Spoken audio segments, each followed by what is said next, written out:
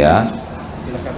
Bismillahirrahmanirrahim. Assalamualaikum warahmatullahi wabarakatuh. Waalaikumsalam warahmatullahi wabarakatuh. Alhamdulillahi rabbil alamin. Alhamdulillahilladzi anzala sakinah fi qulubil mu'minin liyazdadu imanan ma'a imanihim. Allahumma salli ala Muhammadin wa ala alihi wa ashabihi ajma'in. Segala puji dan puja hanya milik Allah yang maha menatap, maha menyaksikan segala-galanya, maha mendengar segala sesuatu. Dialah Allah yang menciptakan kita dan segala yang ada di langit dan bumi ini. Dialah Allah Subhanahu wa ta'ala yang menguasai semuanya, memiliki segala-galanya. Tidak ada satupun yang ada di jagat ini kecuali pasti ciptaan Allah, pasti milik Allah, pasti dikuasai oleh Allah. Tidak ada satupun yang bisa lari dari Allah Subhanahu wa ta'ala. Tidak ada tempat tersembunyi. Allah melihat dimanapun, kapanpun. Tidak ada orang yang bisa menolak ketentuan Allah. Kalau Allah menakdirkan sesuatu, pasti terjadi. Kalau Allah tidak menakdirkan, walaupun semuanya ingin, tidak pernah terjadi. Apa yang Allah berikan tidak akan tertukar, tidak akan meleset, tidak akan ada yang bisa mencegahnya. Innallaha ala kulli syai'in qadir. Siapa orang yang paling hebat dan paling beruntung, paling dicintai Allah adalah orang yang paling yakin kepada Allah Subhanahu wa ta'ala. Ingat itu baik-baik adik-adik ya. Makin yakin ke Allah, makin tenang, makin mulia akhlaknya, makin dicintai Allah, dan makin berpeluang besar selamat bisa berjumpa dengan Allah. Makin lemah imannya, makin galau hidupnya, resah, gelisah, rugi, sengsara, dan kelakuannya tidak bisa mulia. Maka sekolah di Darut Tauhid itu yang paling penting adalah meningkatkan keyakinan ke Allah, karena dari yakin ke Allah lahirlah akhlakul karimah. Dan itulah yang dilakukan Rasulullah SAW. Rasulullah itu berdakwah itu targetnya innama bu'itstu liutammima makarimal akhlak. Sesungguhnya aku diutus ke bumi hanyalah untuk menyempurnakan kemuliaan akhlak. Bagaimana supaya akhlaknya mulia? Terus didakwahkan tauhid, kenal ke Allah, yakin ke Allah, kenal, percaya, yakin ke Allah. Lalu diberitahukan amal-amal yang membuat kita dicintai Allah. Di antaranya adalah sesudah yakin ke Allah adalah rahmatan lil alamin, sayang ke makhluk Allah. Irhamu man fil ard yarhamkum man fis sama. Sayang yang di bumi, niscaya Allah yang di langit menyayangimu. Para pemirsa yang budiman, MQTV, MQFM, YouTube, Twitter, Instagram, Zoom maksudnya, dan medsos lainnya, saat ini berada di Masjid Rahmatan Lil Alamin Eko Pesantren Batam. Ini pakai Eko enggak? Belum ya, nanti tinggal dia tambah Eko ya. Kenapa kita berada di sini? Ini adik-adik yang ada di sini adalah yang muda-mudanya ya, yang sepuh ini orang tuanya ya kan. Kelas berapa kakean?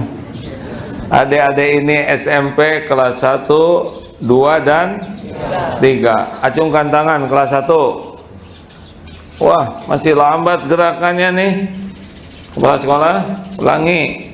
Kelas 2. Wah, lebih cepat. Kelas 3? Oh, cuman sedikit. Emang sedikitan? Hah? Oh, ada 17. Oh, ini perintis ya? Masya Allah. Terima kasih, Dek. Kok mau sekolah di sini? Terima kasih. Sudah, Dek. Jangan luar biasa. Kelas 3 nggak bisa turun tangannya. Orang tua murid, terima kasih. Bapak Ibu datang jam berapa ini ke sini? Ada yang dari luar kota? Saya ini luar kota, dari Bandung, Jakarta. Dari mana, Bu? Dari tadi, alhamdulillah ya, dari Tanjung Pinang, Masya Allah. Terima kasih, ini orang tua sengaja datang pagi-pagi. Dari jam berapa? Dari jam 3, alhamdulillah kelihatan ya, ahli tahajud. Gitu. Terima kasih Bapak Ibu. Saudara-saudaraku sekalian, sebelum Ustadz Mulyadi akan membahas PMK, PMK itu pesantren masa keemasan. Darut Tauhid ini mulai dari penitipan bayi ada, sampai ke bukan penitipan nenek, sampai ke pesantren masa keemasan ya. Tidak ada rumah jompo di Darut Tauhid. Yang ada adalah pesantren 40 hari untuk usia 45 tahun ke atas. Alhamdulillah. Nanti akan dibahas oleh Ustadz Mulyadi. Mumpung ada orang tua murid, adek dengar ya. Ini sekarang bicara ke orang tua dulu. Bapak Ibu, perubahan itu secara teorinya begini, bahwa yang bisa mengubah anak-anak itu adalah Allah Subhanahu wa Ta'ala. Anak-anak ini ciptaan Allah, anak-anak ini semuanya milik Allah, anak-anak dikuasai oleh Allah, dibulak-balik hatinya oleh Allah, dan anak-anak itu adalah amanah Allah. Jadi yang bisa menyolehkan anak-anak ini siapa? Sesungguhnya hakikatnya Allah. Bagaimana supaya anak-anak kita semua diberikan kesolehan? Yang paling penting adalah orang tuanya dulu. Jangan karena anak-anak dititipkan ke pesantren jadi merdeka. Halo, enak. Gak boleh begitu. Allah melihat apa yang dilakukan bapak dan ibunya. Allah menyaksikan setiap saat. Oleh karena itu konsep pertama di dalam perubahan yang penting, yang pertama adalah keteladanan. Ulangi. Ya, Rasulullah SAW mengawali dakwahnya dengan keteladanan. Laqad kana lakum fi Rasulillah uswatun hasanah. Contoh yang baik.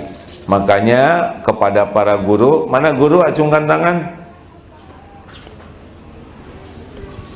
Cuma segini gurunya. Oh ya, dipeleter aja yang ini ya. Alhamdulillah.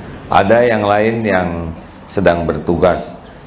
Tolong guru dan orang tua, kata kunci pertama yang harus ditanyakan ke diri, saya memberikan keteladanan apa? Tuh. Ingin murid senyum, santri senyum, ingin anak senyum, siapa yang duluan senyum? Nggak ada yang jawab ya. Saya tidak boleh jengkel saya hadirin ya. Siapa yang duluan wajahnya cerah, anak atau orang tua? Ada yang nggak usah jawab, ini urusan orang tua ya. Dia diam aja, rahasia ya.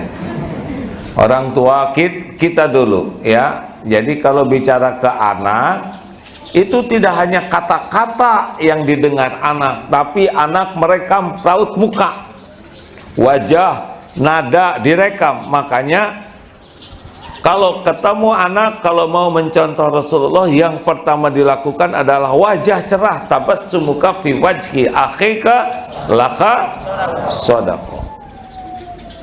Jadi mulailah dengan kecerahan karena menular.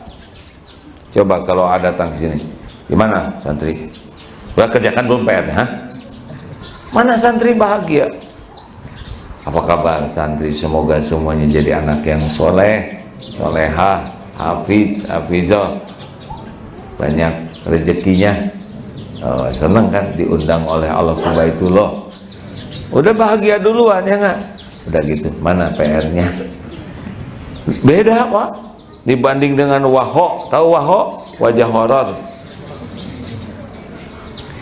Tolong Bapak Ibu, ingin anak sopan, kita yang paling sopan. Ingin anak disiplin, kita yang disiplin, ya.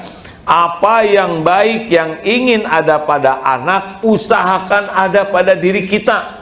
Walaupun ini harus menggunakan perjuangan. Jadi gimana caranya? Harus belajar. Kalau bapak ibunya enggak belajar, anaknya mesantren, anak pulang tahu standar, pulang ke rumah, loh kok beda ya dengan ilmu. Contoh nih Pak ya, pernah ada di sebuah pelatihan di Darut Tauhid, namanya bicara tentang 4 ciri orang bicara. Yang pertama, orang mulia kalau bicara itu cirinya adalah banyak zikrullah, ilmu yang manfaat, hikmah yang menggugah dan solusi. Banyak nyebut nama Allah, ilmunya manfaat, hikmahnya menyentuh dan jadi solusi.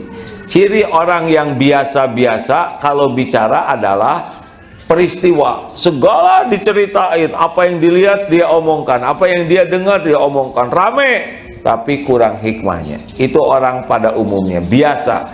Orang rendahan itu cirinya yang ketiga adalah negatif. Bicaranya tuh mengeluh, mencela, menyalahkan, ngerasulo, negatif aja kalau bicara. Aduh, saya ini capek, kok panas bener ya, pusing, susah, pokoknya negatif aja. Ini kenapa pesantren kok mulainya jam 3? Aduh, begitu ya. Bukannya untung masih bisa tahajud. Jadi ciri orang rendahan itu mulutnya tuh negatif aja, ngomongnya tuh nggak ada yang enak, nggak ada yang bagus. Tapi ada satu lagi yang paling buruk, udah tahu belum? Adalah orang yang dangkal. Orang yang dangkal itu di bawah rendah. Cirinya adalah saya. Ngomongnya tuh saya aja. Saya ini kan, saya sudah, ini ide saya loh. Oleh karena itu saya adalah saya. Saya itu anak saya. Wah, lihat hadirin ini. Ini dulu sebelum ada saya tidak ada apa-apa. Sesudah saya rencanakan, saya bangun, ini saya. Enggak ada yang dipikirkan kecuali ngangkat-ngangkat dirinya. Ini manusia terdangkal. Karena kalau bicara nggak peduli orang lain ngerti, dapat manfaat, jadi ingat Allah, tidak. Kalau dia bicara selalu fokusnya adalah supaya dirinya dipuji, dikagumi, dihormati. Nah kan jelas ya, yang pertama orang yang mulia itu kalau bicara cirinya apa? Zikrullah, mengingat Allah, kemudian ilmu yang manfaat, lalu hikmah yang menggugah sehingga orang tergerak ya. Lalu yang keempat, selalu solusi. Kalau dalam bahasa ringkasnya amar ma'ruf nahi mungkar. Ciri yang kedua apa? Segala diceritain. Wah, lihat ini diceritakan. Kalau dia jadi zikir, jadi ilmu naik tuh. Tapi kalau segala diceritakan jadi mencela, menghina, turun dari biasa menjadi rendahan. Jadi orang rendahan apa? Negatif aja bicaranya tuh, jarang semangat. Apa yang diceritakan tuh hanya sesuatu yang tidak berenergi. Yang keempat apa? Dangkal. Nah, di pelatihan dibuat begitu. Ketika pulang ke kantornya, si bos begini, bagaimana hasil pelatihannya kemarin? Wah, baik bos, itu pelatihan ide saya tahu. Saya yang memberikan perintah kepada ini supaya kalian, karena saya ingin kalian ini jadi orang soleh, biayanya saya yang nanggung. Saya, Allah, jadi aja ketahuan bahwa bosnya ini apa? Dangkal. Kenapa? Karena nyuruh karyawan ikut pelatihan, bosnya tidak. Jadi ngejomplang standarnya. Jelas Bapak Ibu yang baik. Diam anak-anak, jangan ikut campur. Jelas Bapak Ibu yang baik? Apa coba? Yang tadi ya. Bu, Pak, tolong tetap semangat belajar di sela-sela mencari nafkah dan sebagainya. Kalau enggak, ngejomplang nanti ya.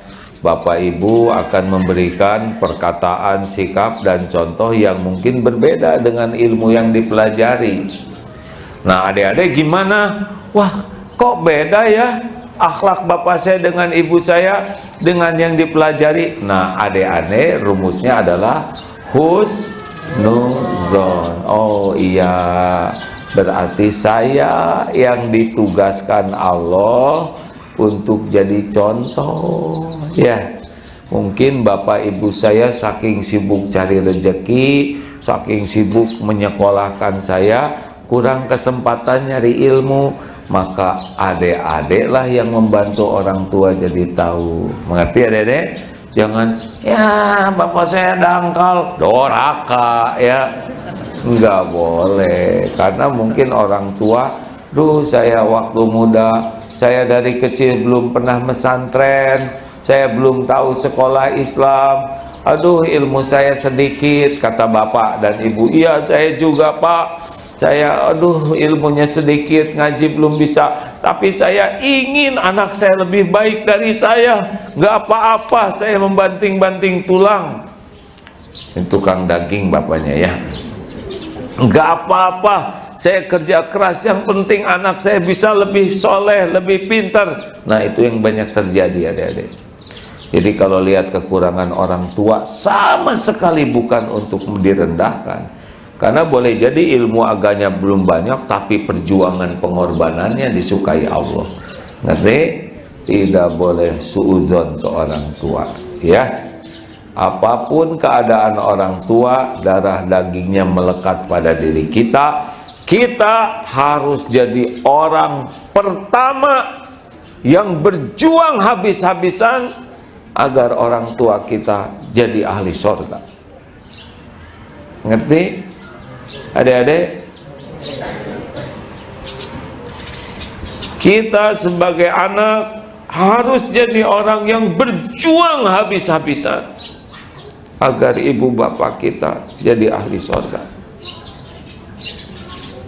karena darah dagingnya ada pada diri kita.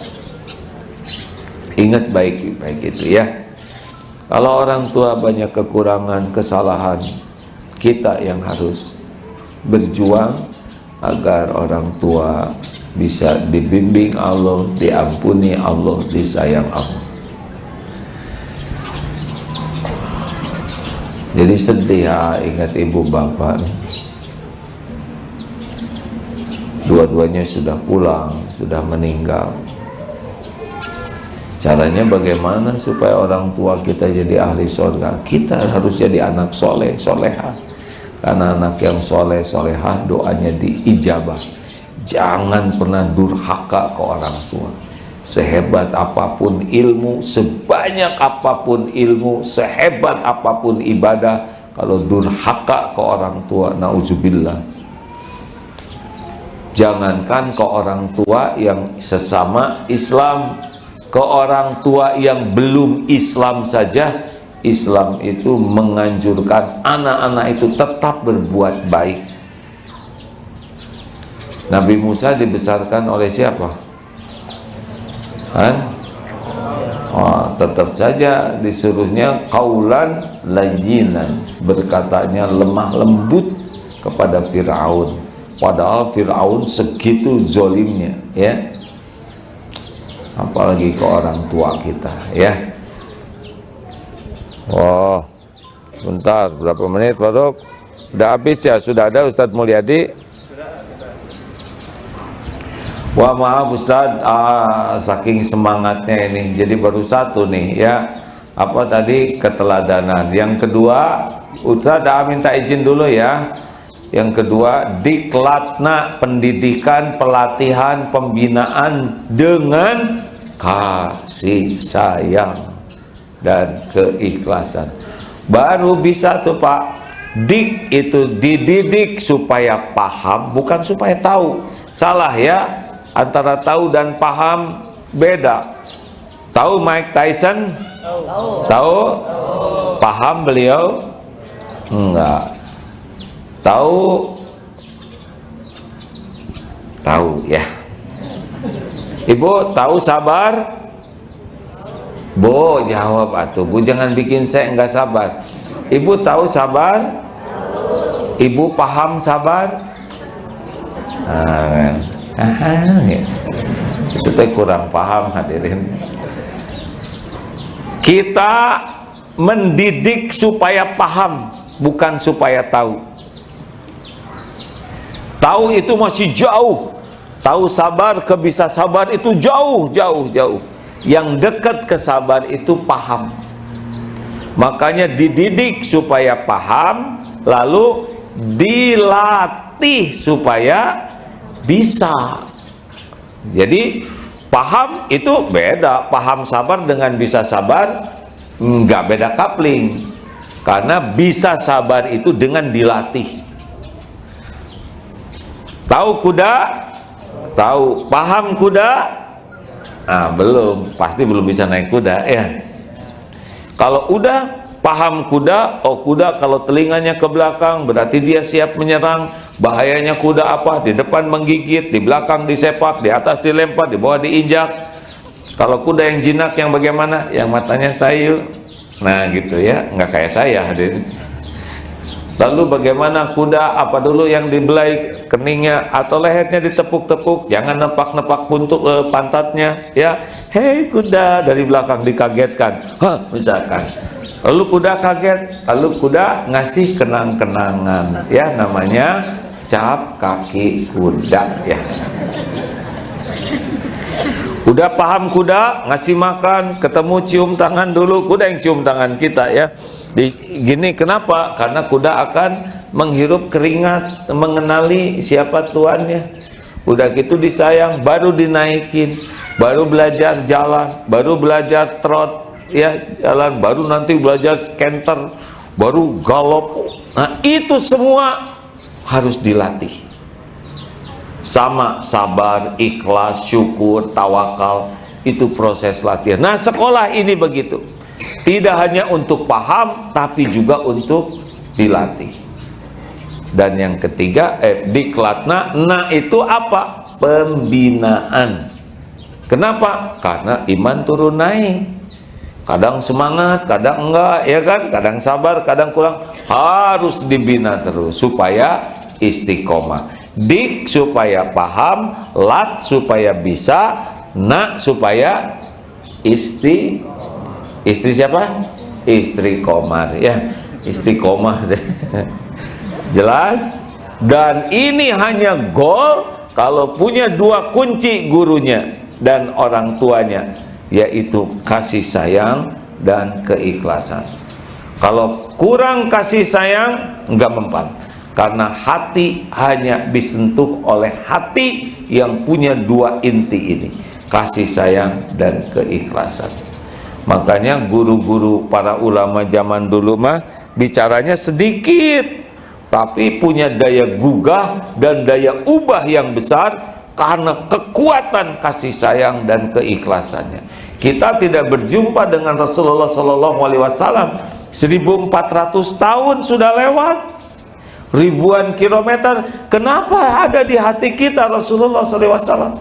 Sebab Rasulullah sangat menyayangi umatnya dan beliau melakukan semua itu lillahi ta'ala. Tembus ribuan tahun, tembus ribuan kilometer. Kenapa dekat kok enggak nurut? Karena kulang katih tayang ya, mengerti Pak? Nah begitu Bu, paham Bu? Para guru paham? Hati, jangankan hati manusia, binatang sekalipun kalau pakai kasih sayang dan keikhlasan, walaupun serigala, beruang, singa, buaya sekalipun, Masya Allah, bukan makhluk beradab seperti kita, tapi bisa luluh dengan kasih sayang dan keikhlasan. Pernah melihat tayangan orang yang diinjak oleh gajah. Kenapa? Ini yang dilatih sirkus. Jadi jangan suka nonton sirkus yang gajah bisa berdiri, karena gajah fitrahnya bukan seperti itu. Itu disiksa. Jadi yang kait gajah itu ada dua, Selalu pegang besi yang ada pengaitnya dan ujungnya ada tajamnya seperti tombak. Itu ngait itu sakit sekali ya buat gajah. Lalu kalau salah ditusuk. Gajah dilatih berdiri, tapi hatinya sangat terluka. Suatu saat si pelatih ini besinya terjatuh, diserang oleh gajah dan mati itu. Dan gajahnya disetrum sampai meninggal juga. Tapi itu pelajarannya, walaupun nurut, kalau hatinya tidak, itu berarti menjadi kedendaman. Nah, ini yang ketiga. Pertama tauladan, yang kedua diklatna, yang ketiga adalah lingkungan. Jadi kalau ingin berubah, masuk ke lingkungan yang baik. Bergaul dengan penjual minyak wangi, ikut harum. Bergaul dengan pandai besi, bau bakaran. Artinya lingkungan sangat mempengaruhi sistem itu. Nah, mudah-mudahan dengan disekolahkan di sini, nanti frekuensinya jadi sama ya. Karena kalau gaulnya salah, ya sudah, dia punya standar yang berbeda. Kemarin aja bisa dilihat waktu online, sekolah online agak beda karena begitulah situasinya ya. Nah, makanya teknik yang ketiga adalah lingkungan. Sama pesantren masa keemasan juga diklatna, dididik supaya paham, dilatih walaupun sudah senior, dibina dan lingkungannya kondusif. Di sini susah kalau nggak ke masjid ya, karena semuanya ke masjid. Hari ini Senin, biasanya saum semua, mau nggak saum susah. Pagi zikir ke bawah baik karena lingkungan. Dan yang keempat, ini intinya, yaitu kekuatan doa. Karena la yaruddu qadha illa doa, tidak ada yang bisa merubah takdir selain doa. Makanya orang tua banyak doa supaya doanya mustajab, ibadahnya harus bagus, maksiatnya harus dikurangin, makanannya harus yang halal supaya doanya super mustajab. Doa orang tua luar biasa dahsyatnya. Demikian prolognya. Terima kasih Ibu Bapak. Silakan simak obrolan dengan Ustadz Mulyadi. Ini berkaitan dengan pesantren masa keemasan. Towernya sudah ada di Darut Tauhid. Alhamdulillah, masa keemasan ini bisa menjadi bakti anak kepada orang tua. Fasilitasi orang tua untuk bisa pesantren, supaya orang tua lebih paham bagaimana menyikapi sisa usianya, supaya lebih siap untuk pulang kapanpun juga dengan husnul khotimah. Dan siapa yang mau berbekal pulang, ini silahkan, ada masjid yang harus disempurnakan, ladang amal bagi saudara-saudara, silahkan berwakaf. Silakan Ustadz Mulyadi. Assalamualaikum warahmatullahi wabarakatuh. Waalaikumsalam warahmatullahi wabarakatuh. Alhamdulillahirabbil alamin.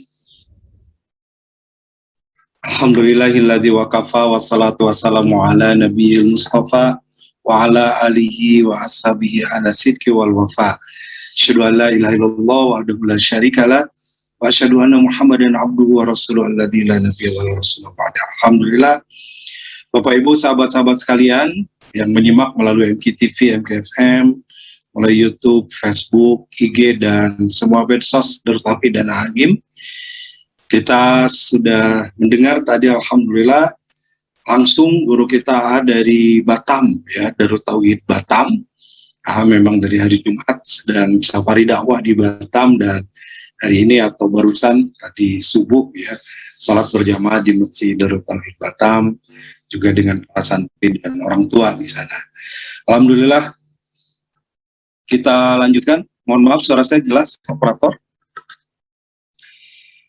Kita lanjutkan ya, insya Allah kita lanjutkan hari ini seperti disampaikan kita akan dialog karena tema kita hari ini adalah menuntut ilmu sampai akhir hayat. Ya, jadi kita akan bahas, tadi juga sampaikan betapa menuntut ilmu itu bagian dari kewajiban kita. Dan tadi ada 4 perubahan lewat menuntut ilmu. 1, adanya keteladanan. 2, adanya diklatna, pendidikan, pelatihan, pembinaan. Kemudian lingkungan yang kondusif, yang itu bisa tepat merubah menjadi lebih baik dan kekuatan ruhiyah atau kekuatan ta'ah. Nah, sebelum kita undang, ini ada Ustaz Dadang Subagja yang diamanahi ya sekarang Ketua DKM Darut Tauhid, dan di bawah DKM ini ada program-program Darut Tarbiyah, diantaranya PMK Pesantren Masa Keemasan. Juga sudah hadir Ayah Edi. Assalamualaikum Ayah, boleh unmute? Ayah Edi ya. Waalaikumsalam. Alhamdulillah sehat Ayah. Alhamdulillah. Alhamdulillah juga Ayah Hendi Koncara. Assalamualaikum. Waalaikumsalam, sehat Ayah. Alhamdulillah. Alhamdulillah. Alhamdulillah. Dan Bunda Eka. Masya Allah, Bunda Eka boleh unmute juga. Sudah, tolong dibantu Bunda Eka nih, sahabat-sahabat admin. Bunda Eka lagi di mana nih, Palembang ya? Iya, Palembang, Masya Allah, tapi belum dibuka nih, belum di unmute, mohon di unmute juga. Alhamdulillah, sedikit sebelum kita dialog, Bapak Ibu, sahabat-sahabat sekalian, membuka komunikasi kita di subuh hari ini dengan para ayah bunda kita. Mohon maaf kami memanggil ayah bunda ya, karena usianya jauh lebih senior. Tadi disampaikan di awal, di sini ada santri mulai penitipan bayi, ada santri kelas daycare, sampai kepada PMK Pesantren Masa Keemasan yang syaratnya adalah 45 tahun ke atas atau bahkan 50 tahun ke atas. Yang daftarnya syaratnya 45, tapi yang daftarnya ada yang 60, 70 sampai 90, Masya Allah ini ya. Ada sebuah hadis Rasulullah, izin membuka dengan sebuah hadis yang cukup panjang, yang merupakan ini ungkapan dari Rasulullah, motivasi bagi kita semua. Izin saya share screen satu hadis ya. Jadi Rasulullah SAW bersabda,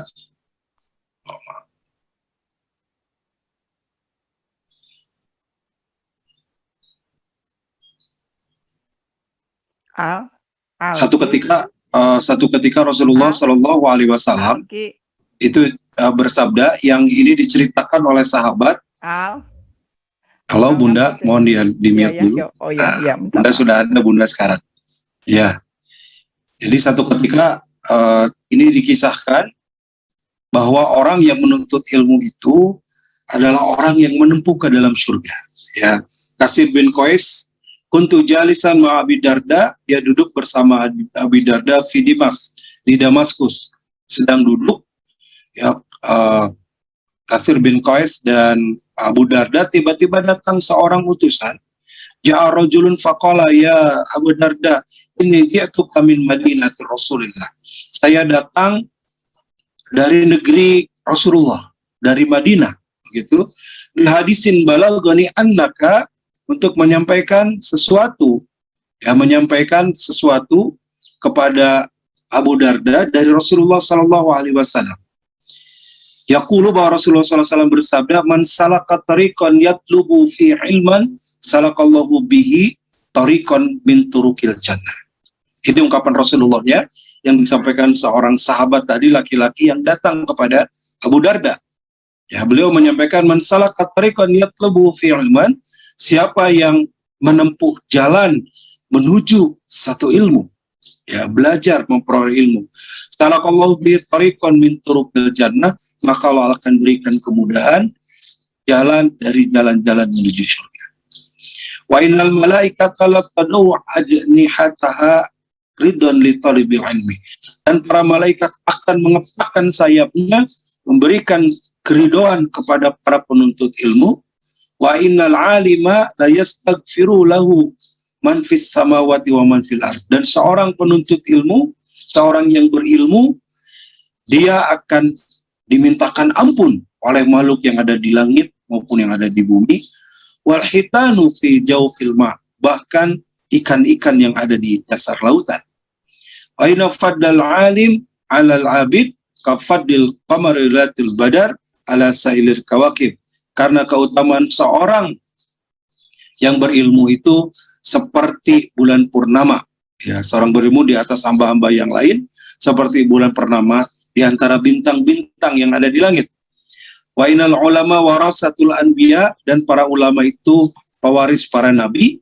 wa inal anbiya lam yuwarsu dinaron wala dirhaman wa warasahu al ilma.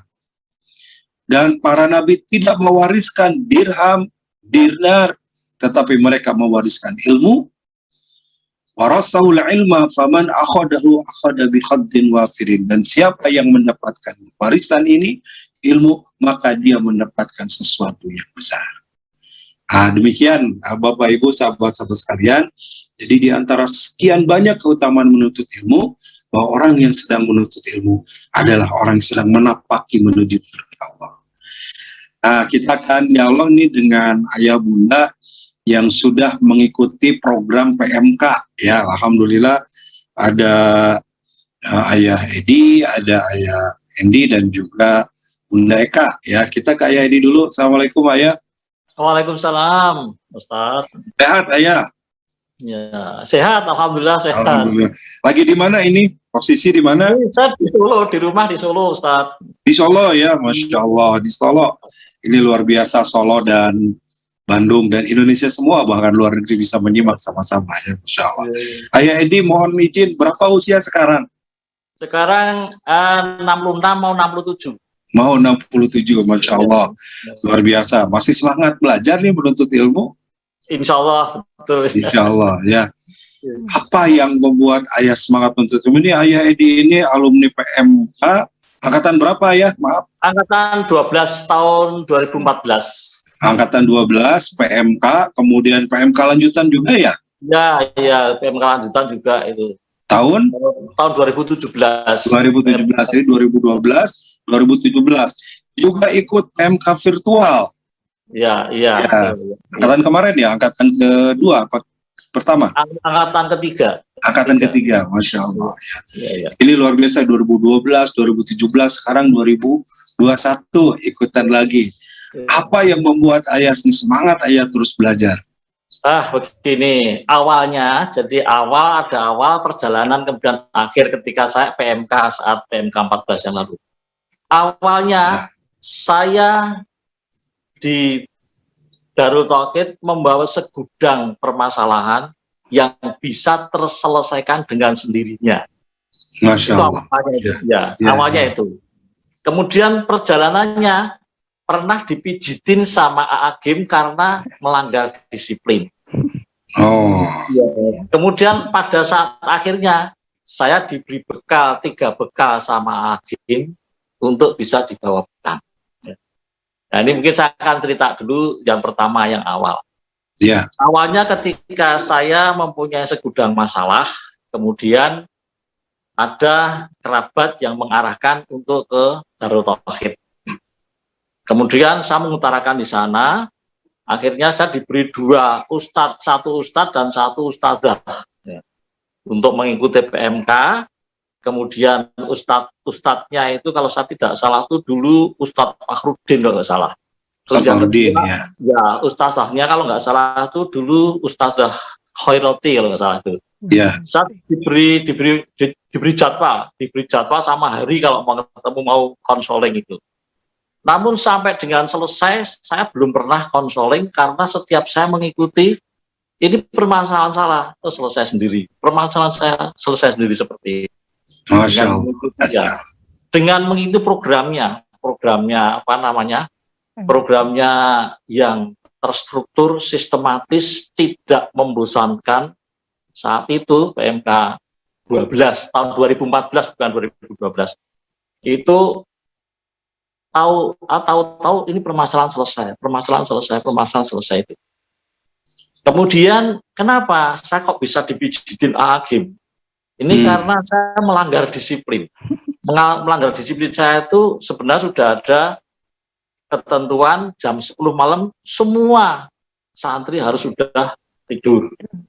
Namun saya termotivasi ketika saya ke Cijonggol, dibawa ke Cijonggol. Di sana kan ada acara ke Cijonggol. Di sana itu kan Janggel, Pak.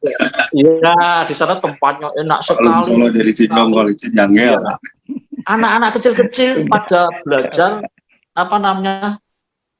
hafal Quran di sana. Pinter-pinter sekali. Sementara saya masih jauh sekali, baca aja belum benar gitu. Kemudian saat itu saya pengen privat.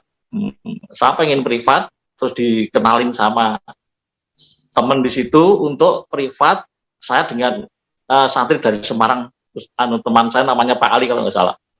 2 orang, saya belajar di masjid di bawah itu, di masjidnya belum gede itu, masih separuh itu. Saya dengan guru, terus kemudian 2 orang, saya privat. Tapi sudah lebih dari jam 10 masih di situ. Tahu-tahu tuh saya dipijit-pijit sama Agim gitu. Dipijit-pijit gini tani saya itu. Saya tengok sini, tengok ini, tahu-tahu Agim. Saya terus ternyata memang nggak boleh lebih dari jam 10. Harus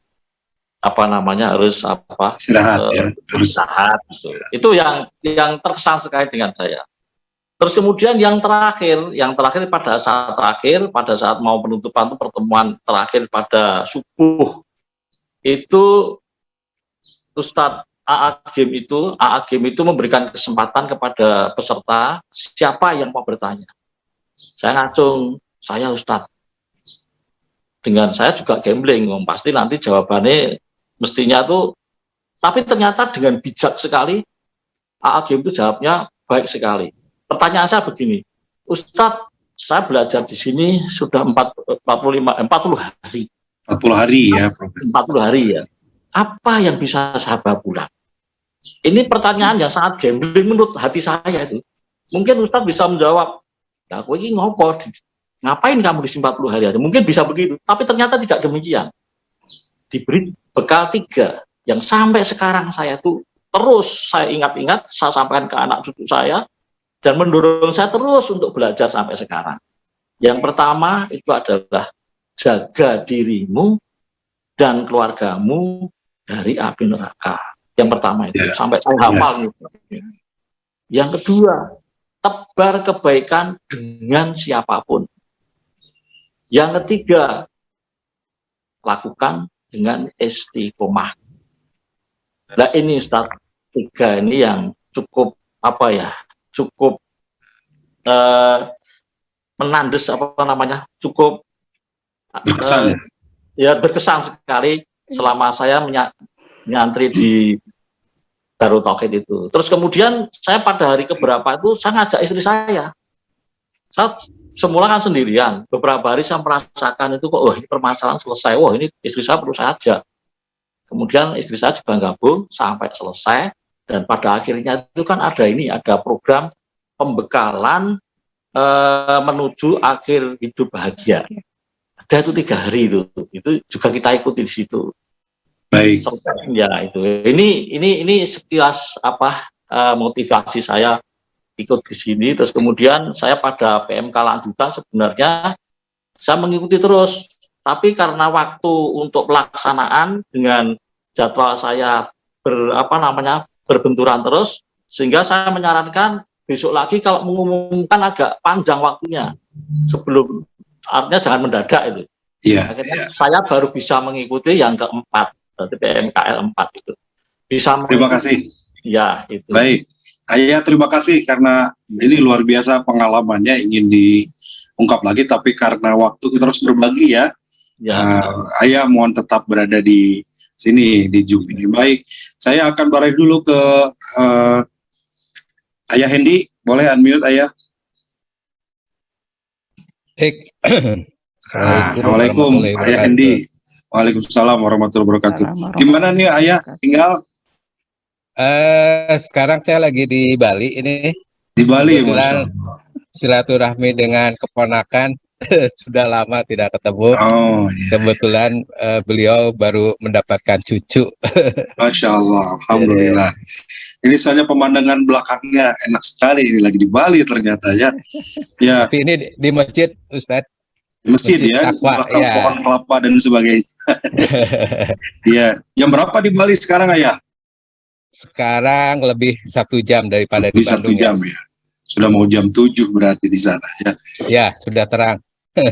Iya, Ayah Hendy alumni PMK angkatan berapa ini? Alhamdulillah saya PMK 25 tahun 2016, Ustadz. 2016 ya. Betul ya. Iya, dan infonya sampai sekarang masih aktif juga di Samasa gitu, Alhamdulillah di alumni. di Itu alumni berkat ya. ini nyapa Bu Eka, Bunda Eka, alhamdulillah bisa ketemu di sini. Ya, ini Bunda Eka ketuanya ya. Senior udah kami nggak ini. lagi. Ustaz, Iya, udah nggak iya. lagi, udah serah terima. Sudah cara terima sekarang, Sama tapi Pak Bunda Hendi. Eka masih aktif luar biasa. Baik, sebelum ke Bunda Eka, Ayah Hendi, mohon maaf. Ini sudah dari 2016 sekarang sudah 2021 ya, masih aktif dan mungkin masih banyak hal yang terbawa dari program mengikuti PMK ini. Apa yang paling terasa dan paling merubah sampai saat ini? Dan bisa, kalau tadi Ayah Hendi menyampaikan harus istiqomah, kira-kira apa yang juga masih istiqomah dilakukan, Ayah Hendi? Boleh berbagi, silakan. Baik, terima kasih Ustadz. Singkatnya sih mungkin alhamdulillah saya tuh sebetulnya dulu dinas tuh di perbankan, jadi sibuknya tuh luar biasa Ustadz. Jadi hampir bisa melupakan semuanya karena kebetulan saya tuh ditempatkan di beberapa kota di Indonesia ini. Jadi hampir luar biasa 26 tahun itu sangat sibuk. Namun mungkin ada satu jalan dari Allah, alhamdulillah saya sedang mengikuti program Tasin kebetulan oleh Ustadz Suherman. Ngobrol-ngobrol, saya bilang saya ini udah usia lumayan lah, tapi kelihatannya masih sangat kurang dalam berilmu ya, khususnya ilmu agama. Saya bilang ada nggak satu pesantren atau apa khusus untuk usia lanjut gitu kan. Alhamdulillah ternyata Ustadz Suherman juga ada di DT ya. Akhirnya saya ditunjukkan ke sana. Dan kebetulan tidak lama lagi ada programnya, yaitu program PMK 25. Ya alhamdulillah dengan jalan dari Allah Subhanahu wa taala saya bisa mengikuti program 25. Dan tadi mungkin AA juga sudah menyinggung, jadi mungkin ada 4 hal, yaitu mengenai pendidikan, pelatihan, pembinaan, dan lingkungan yang kondusif khususnya untuk mengembangkan, untuk kita istiqomah. Alhamdulillah di DT ini saya mendapatkan semua. Jadi itulah mungkin salah satu utama yang mungkin saya alhamdulillah sampai hari ini masih bisa berhubungan dengan rekan-rekan kami, sama-sama alumni, karena kebetulan ini lanjutan daripada PMK ini, kita ada bernaung dalam satu organisasi ya, yaitu alumni Samasa. Disitulah kita membina suatu lingkungan yang sangat kondusif ya untuk kami tetap menjaga keistiqomahan kami. Singkatnya sih itu mungkin Ustaz. Alhamdulillah mungkin ini. Terima kasih Ayah Hendi, Masya Allah ya. Jadi tidak hanya pada saat ikut program saja, tapi dilanjutkan dengan suasana lingkungan itu dalam bentuk sama-sama. Nah, baik, terima kasih. Kita juga bisa, ya. Dan kita juga bisa meng-create daripada program yang sesuai kebutuhan kita. Jadi kita bikin apa nih gitu kan? Misalkan kita dalam mengkaji Al-Quran yang masih lemah, kita bikin kelompok-kelompok kecil, itu memungkinkan di sana sesuai kebutuhan kita. Ya, jadi ada program juga sesuai kebutuhan. Baik, terima kasih. Baik. Terima kasih. Baik, kalau gitu ke Bunda Eka nih, Bunda Eka. Assalamualaikum Bunda. Waalaikumsalam warahmatullahi wabarakatuh. Ustaz, apa kabar Ustaz? Baik, alhamdulillah. Masya Allah. Masya Allah ini. Iya, sudah lama, berapa tahun ya guys, semasa pandemi nggak ketemu. Sejak COVID lah. Sejak COVID ya. Bunda di mana sekarang? Palembang ya? Sekarang Palembang. Lagi di Palembang Ustaz. Iya, iya. Pulang kampung dulu gitu kan. Betul ya, pulang kampung. Bunda Eka itu tiap hari ketemu di masjid soalnya ya kalau nggak pulang kampung nih. Dan Bunda Eka berapa lama jadi ketua Samasa nih, harus ya Allah dikenalkan dulu nih tentang Samasanya juga, apa itu Samasa itu dan gimana nih program-programnya Bunda? Baik Ustaz, bismillahirrahmanirrahim. Assalamualaikum warahmatullahi wabarakatuh. Alhamdulillah pagi ini kita bisa silaturahim melalui Zoom. Saya ikut program BM2K waktu itu Ustaz namanya. BM2K ya maksudnya. Ya, BM2K masih bimbingan muslimah masa keemasan. tahun 2008 Ustadz, angkatan 8. Jadi saya pertama ikut tahun 2008 dan alhamdulillah sejak ikut itu saya merasa nyaman di sana, ikut program lanjutan juga, ikut yang lain sampai akhirnya saya memutuskan untuk mukim di DT.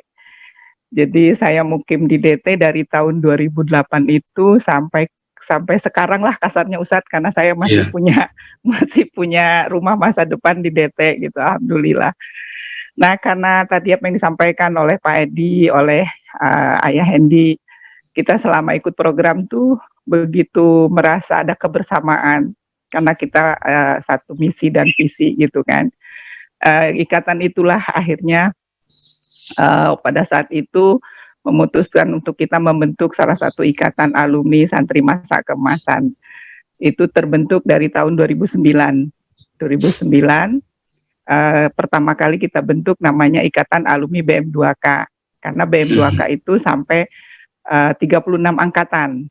Kemudian kita berubah namanya PMK gitu ya. Namanya aja berubah tapi tetap sama, itu programnya 40 hari pembiasaan dan pembelajaran.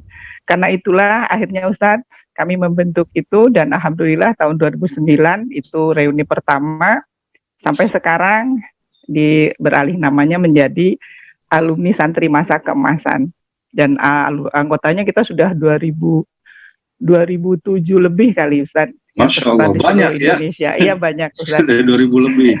Dari sebelum COVID kita kan kita terhenti pada saat PMK angkatan berapa itu ya, alhamdulillah. Dan alhamdulillah sampai sekarang program alumni itu tetap berjalan melalui Zoom gitu sebatas kemampuan seperti yang disampaikan oleh Pak Hendi tadi.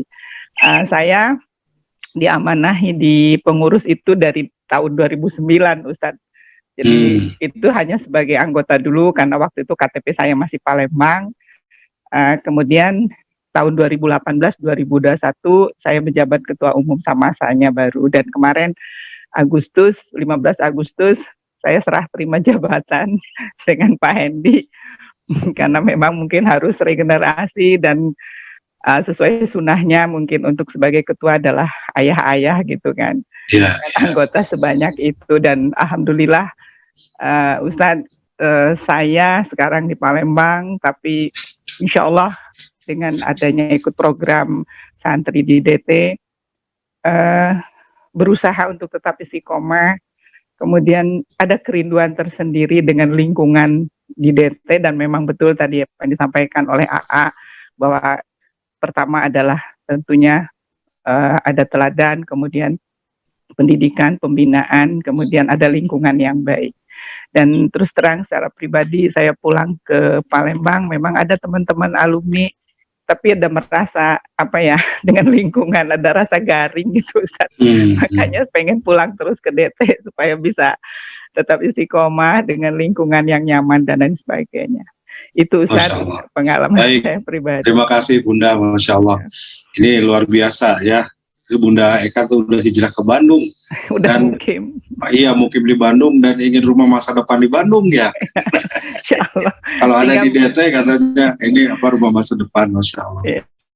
Baik, terima kasih Bunda. Ini karena waktu kita terbatas, mohon maaf saya tidak bisa ngundang para pendengar, para pemirsa yang lain. Saya undang Ustaz Dadang nih satu lagi. Ustaz Dadang ini pengalaman mengelola berapa angkatan ya Ustaz Dadang ya. Luar biasa nih dari awal nampaknya. Kita dengar suka duka beliau ini ngurus santri senior ini ya, mama gitu. Aki-aki, saya tidak berani bilang aki-aki dan mama. Jadi yang senior gitu. Gimana Ustaz Dadang nih ngurus PMK selama ini? Baik, bismillah. Assalamualaikum warahmatullahi wabarakatuh. Waalaikumsalam. Alhamdulillahirabbil alamin. Allahumma sholli ala Muhammad wa ala Muhammad. Alhamdulillah Ustaz, Masya Allah. Saya masuk baru Ustaz, bergabung di Darut Tauhid 2012. Nah, ketika saya bergabung di sana, program ini sudah berjalan ya. Ada program BM2K tadi disampaikan Bunda Eka. Kemudian ada program Daurah Husnul Khotimah Ustaz. Jadi BM2K ini khusus untuk bunda-bunda, kemudian yang Daurah Husnul Khotimah ini untuk ayah. Nah, namun alhamdulillah izin Allah di tahun 2012 Darul Ikhwan dengan Darul Nisa ini digabung menjadi Darul Tarbiyah dan programnya ya disesuaikan berubah menjadi PMK. Nah, namun ya konten tetap sama, yaitu Riyadhah Ustadz selama 40 hari yang di dalamnya ada kegiatan KBM ya, belajar mulai dari akidah ya, ilmu tauhid, kemudian fikih ibadah, manajemen kolbu, termasuk yang salah satu yang menjadi favorit adalah Al-Quran ya. Dan ini yang menarik Ustadz, selama saya mengikuti ya, mendampingi ayah bunda. Bedanya ayah bunda dengan santri muda, kalau yang santri muda cenderung kita nih panitia Ustadz yang ngeprak gitu ya, harus belajar ke kelas. Nah, kalau ayah bunda ini sebaliknya Ustadz, kadang di sepertiga malam terakhir kalau misalnya yang santri muda musyrif-musyrifah ya yang membangunkan. Nah, ini kadang terbalik ya, ketika kita musyrif-musyrifah mau ke kamar ya, mau membangunkan ayah bunda mah sudah sholat duluan Ustadz. Ini Masya Allah semangat. Iya, ini semangatnya luar biasa Ustaz. Ayah bunda di sepertiga malam terakhir sudah bangun, bahkan ya sudah mulai beraktivitas ya, ada yang sholat, ada yang tilawah. Seperti itu Ustaz. Jadi kalau berbicara suka duka ya nampaknya lebih banyak sukanya ya dibanding Ustaz dibanding dukanya. Seperti itu Ustaz. Iya. Oh, menarik juga nih saya dengar gitu ya. Karena saya ikut ngajar aja, tidak ikut mengelola, nih Ustaz aja yang mengelola. Saya dengar ada yang jadi berjodoh gitu ya, yang satu single jadi jodoh, dan ada beberapa orang yang insya Allah mudah-mudahan husnul khatimah wafat dalam keadaan belajar. Iya. Betul Ustaz Dadang, gimana? Betul Ustaz. Nah, ini Masya Allah Ustaz, aduh merinding Ustaz ya. Ini sudah ada beberapa Ustaz yang meninggal di program, dan memang cita-cita Ustaz. Jadi banyak di antara peserta ini yang cita-citanya ingin meninggal di DT. Ini secara sekilas lah kok pengen meninggal di DT. Nah, namun ini ya memang yang dianjurkan ya luar biasa gitu ya. Barang siapa meninggal dalam keadaan menuntut ilmu, ya insya Allah husnul khotimah. Dan inilah yang dicita-citakan ayah bunda yang senantiasa mungkin dilantunkan dalam doanya, ingin meninggal, ingin wafat dalam husnul khotimah. Nah, ini ada salah satunya adalah ayah dari Kuningan Ustaz. Waktu itu bulan Ramadan, hari Jumat, kemudian baru saja selesai sholat asar berjamaah, dan beliau duduk di kelas sedang bertilawah, karena saat menantikan Ustadz kami biasa bertilawah surat Ar-Rahman saat itu. Nah, ketika tiba di ayat apa namanya, Masya Allah lupa.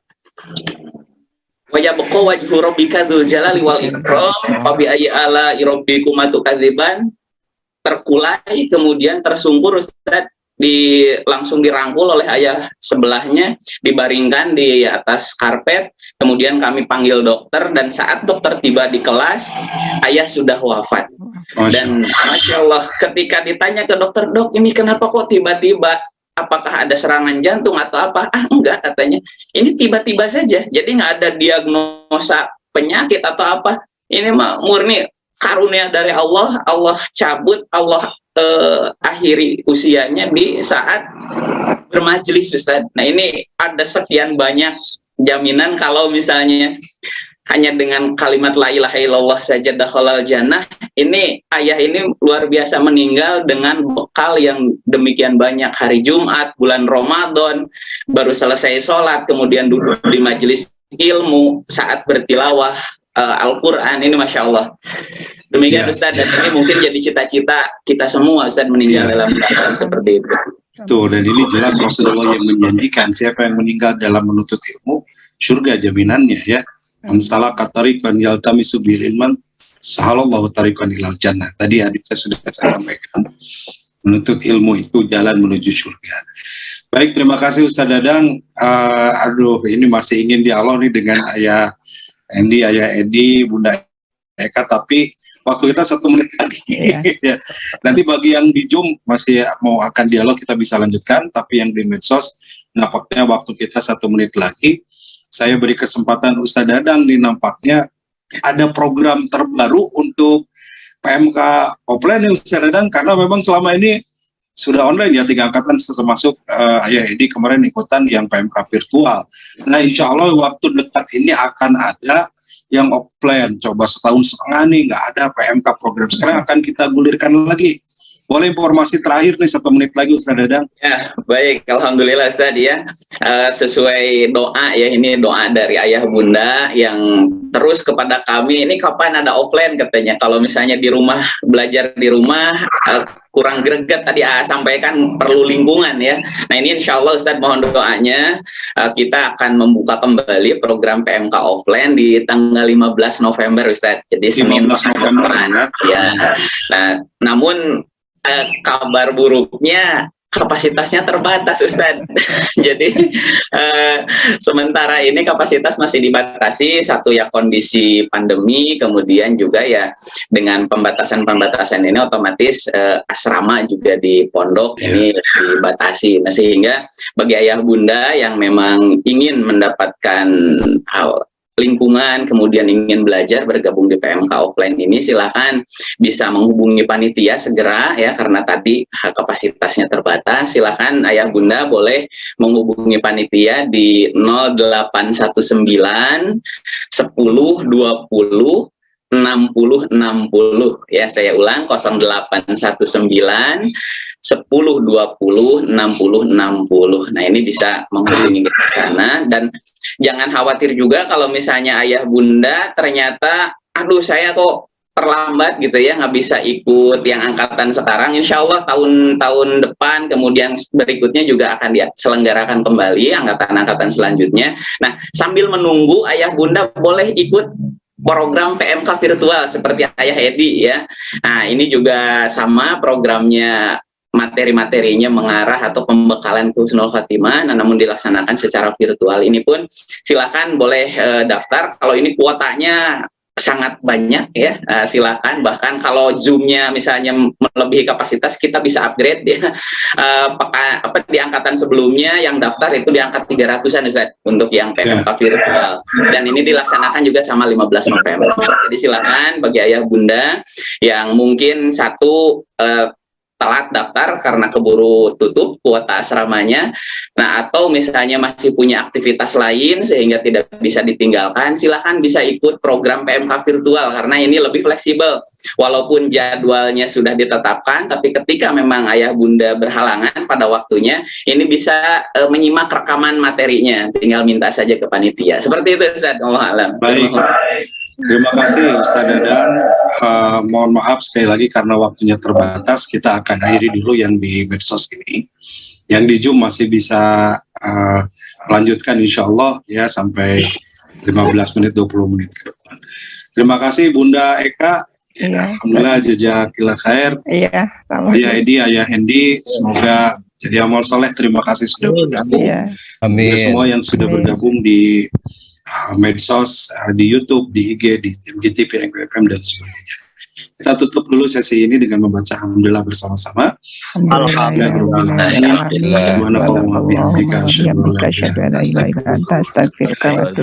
Assalamualaikum warahmatullahi wabarakatuh. Tunaikan zakat, sedekah, wakaf, dan bantu sesama. Kini mudah. Bagi kamu yang ada di dalam atau luar negeri, caranya buka browser, ketik dtpeduli.org/donasi. Pilih jenis donasi, isi biodata diri, kemudian isi nominal. Pilih metode pembayarannya, ada via transfer bank, virtual account, e-wallet, scan kris via e-wallet, gerai atau minimarket, kartu debit, dan PayPal. Dapatkan notifikasi kode pembayarannya. Input kode pembayaran di channel pembayaran. Lalu kamu akan dapatkan notifikasi donasi sukses dari DT Peduli ke nomor HP kamu berupa WhatsApp dan SMS. Mudah, cepat, dan transparan kan? Ayo, segera lakukan donasi di dtpeduli.org/donasi.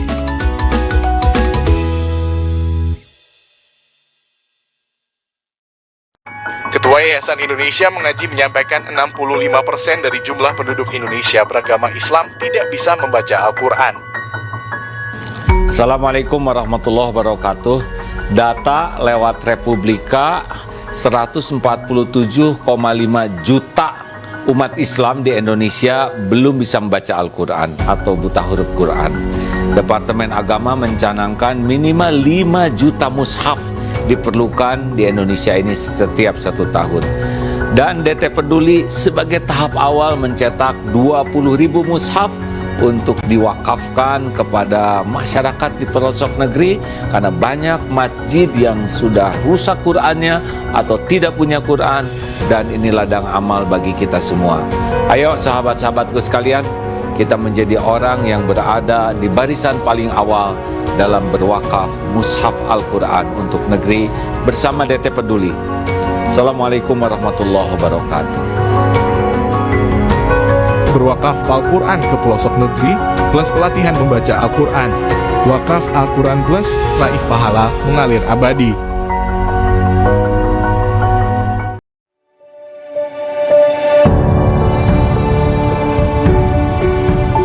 Saudaraku sekalian, ini adalah kawasan Eko Pesantren 2 di daerah Parompong. Masya Allah, luasnya 4,6 hektar, dan di sini akan segera dibangun masjid dan pesantren. Islam sangat serius untuk menjaga kelestarian alam, rahmatan lil alamin, dan mudah-mudahan menjadi ladang amal bagi siapapun yang memang merindukan membangun masjid, membangun lembaga pendidikan. Inilah kesempatan untuk beramal. Saya sangat senang sekali di daerah saya akan dibangun pembangunan masjid sama pesantren. Semoga pembangunan di sini lancar dan diberkahi sama Allah.